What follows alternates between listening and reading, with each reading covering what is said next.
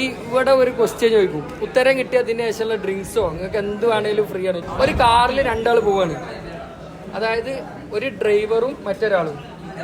ഡ്രൈവറിന്റെ മകനാണ് മറ്റേ ആള്, പക്ഷെ ഈ മകന്റെ അച്ഛനല്ല ഡ്രൈവർ.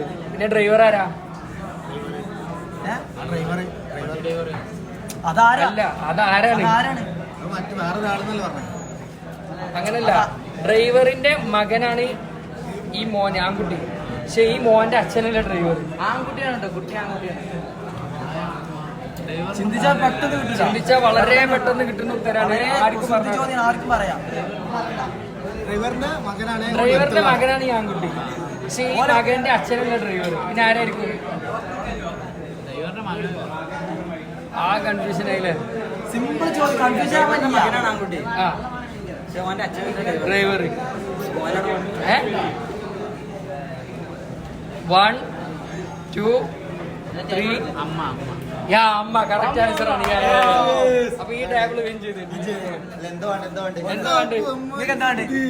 വേണ്ട പറയാ? എന്താ വേണ്ട?